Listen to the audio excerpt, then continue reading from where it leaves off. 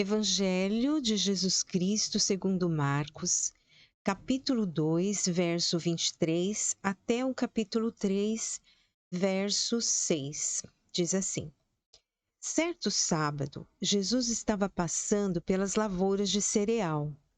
Enquanto caminhavam, seus discípulos começaram a colher espigas. Os fariseus lhe perguntaram: Olha, por que eles estão fazendo o que não é permitido no sábado? Ele respondeu: Vocês nunca leram o que fez Davi quando ele e seus companheiros estavam necessitados e com fome?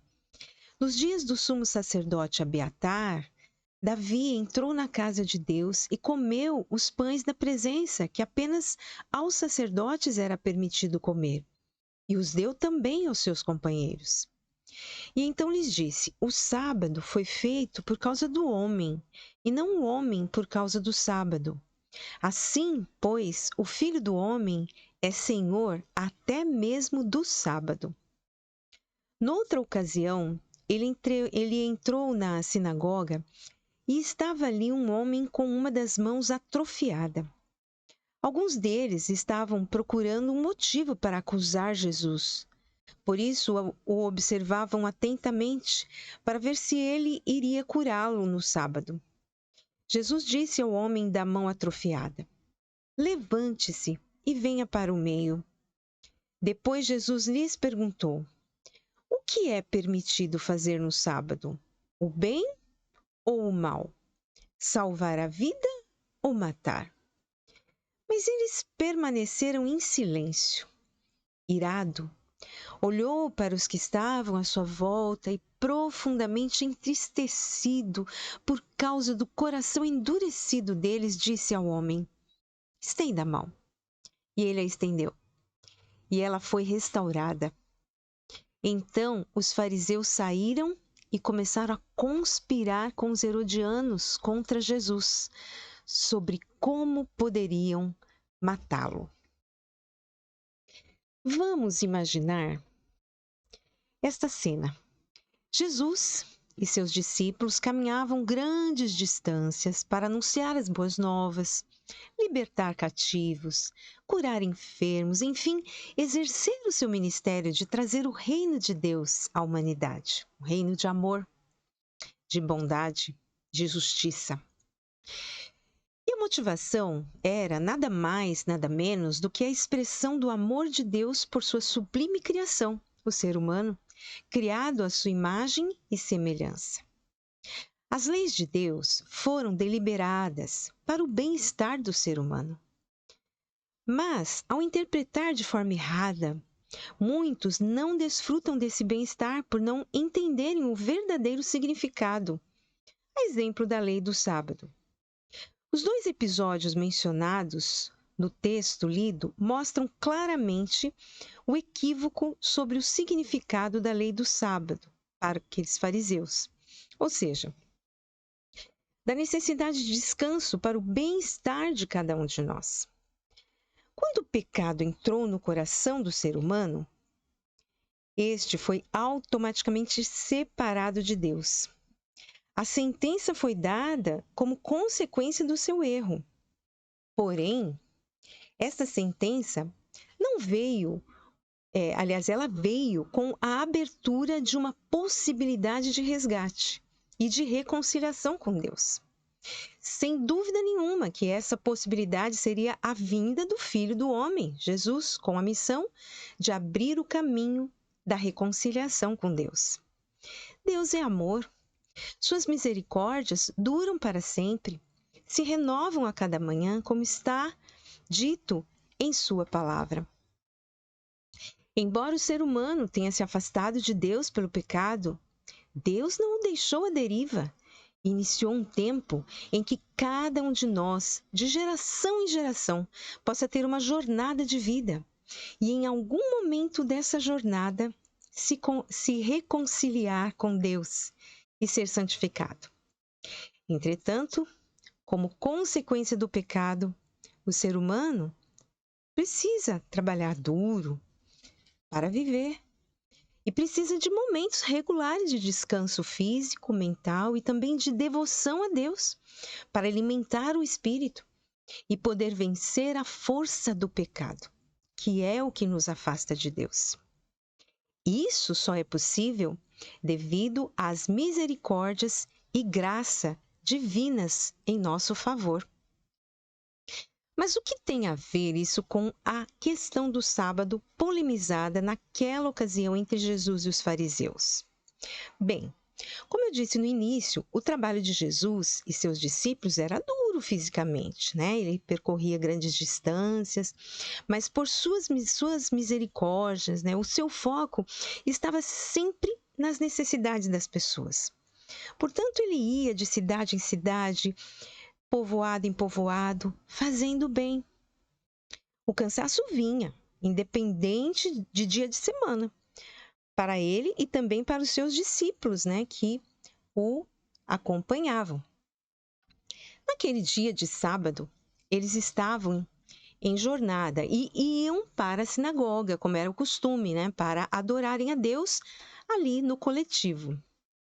Mas estavam muito cansados, com muita fome, o que era perfeitamente natural, humano. A fome é uma das necessidades básicas do ser humano. E eles estavam precisando de se alimentar. Surgiu a oportunidade bem à frente, quando eles estavam passando pela lavoura de milho. O que era mais importante naquele momento? Ora, se o sábado foi instituído para o bem-estar do ser humano, naquele momento, o que eles necessitavam para o seu bem-estar físico era realmente o quê? Do alimento. Por isso, não haveria sentido de proibi-los de se alimentarem naquele contexto. Mas foram drasticamente criticados pelos fariseus. Jesus, então, ele trouxe à memória deles o episódio em que Davi, né, antes de ser rei, ele estava fugindo do rei Saul e nessa trajetória, né, nesse percurso, nessa fuga, ele teve fome. E os seus companheiros também, que estavam com ele, também. E aí ele foi buscar abrigo exatamente ali onde ficavam os sacerdotes, né? E o lugar santo de adoração a Deus naquela época, né? E ali ele procurou um alimento, algo que comer. Mas os sacerdotes disseram: olha, o único alimento que nós temos aqui são os pães da presença. Né? Esses pães, eles eram colocados no santuário, eram um dos elementos que era colocado no santuário, e esses pães, especificamente, eles simbolizavam exatamente a presença de Deus entre os homens. Né? E agora, nesse contexto em que lemos em Marcos, a presença de Deus era a própria pessoa de Jesus. Olha só que coisa, que paradoxo, né? Mas naquela ocasião de Davi, houve discernimento ali entre os sacerdotes daquela época e do próprio Davi.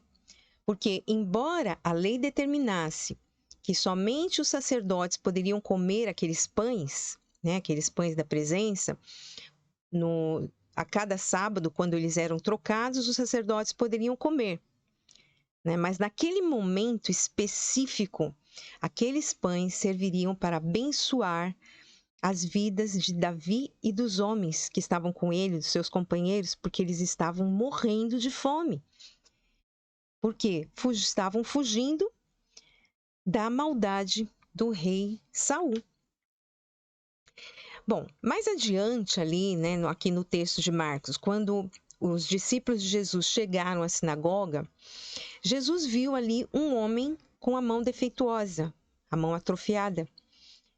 Claro, Jesus teve compaixão daquele homem, mas ele sabia que os fariseus, por incrível que pareça, eles já estavam ali preparados, observando para criticar Jesus, né? Se ele, porventura, viesse curar aquele homem, porque era dia de sábado. Quanta inversão de valores! Jesus deixaria de fazer o bem àquele homem simplesmente porque era um dia de descanso, o sábado? Então Jesus ficou triste, ele se entristeceu por ver, né, aquelas atitudes, né, de tão grande falta de amor no coração daqueles fariseus, que eram convencidos de que estavam, né, adorando a Deus e que eram verdadeiros cumpridores da lei. Bom, mas sem dúvida nenhuma, Jesus curou aquele homem e Deus foi glorificado naquele ato, certamente. Mais uma vida liberta pelo poder que havia em Jesus. Mas qual foi a reação dos fariseus ao presenciar aquele milagre? Colocaram mais esse ato de cura no sábado na conta de Jesus para condená-lo à morte. Isso nos mostra o quanto nós precisamos de Deus para discernirmos as coisas corretamente. Os fariseus eram pessoas letradas, inteligentes, porém espiritualmente eles viviam na escuridão e não conseguiam enxergar o óbvio. Mas pensando bem, né? O que nós somos melhores do que eles? Todos somos iguais. Todos estávamos separados de Deus, andando como ovelhas desgarradas, à mercê de qualquer perigo e emboscada. Mas Jesus veio para mudar essa condição terrível. Mais tarde, depois que ele morreu, ressuscitou e enviou o Espírito Santo à Terra, é bem provável que muitas daquelas pessoas que queriam condenar Jesus tiveram seus olhos abertos, seus olhos espirituais, e passaram a enxergar a luz emanada por Jesus e o reconheceram como o legítimo Filho de Deus, enviado ao mundo para que todo aquele que nele crê não pereça, mas tenha vida eterna. E você? Ainda está na escuridão? Não compreendeu essa realidade tão sublime do amor de Deus por nós e a missão salvadora de Jesus? Não perca mais tempo. Receba Jesus agora mesmo como Senhor e Salvador da sua vida. Agora é tempo oportuno, mas a oportunidade vem e passa. Jesus te ama, mas Ele não vai obrigar você a aceitá-lo. De braços abertos, Ele ainda te aguarda para te receber com um grande abraço, né? E para que você entregue a Ele o governo da sua vida. Essa é a decisão mais sensata que alguém pode tomar nesta vida. Que Deus te abençoe. Amém.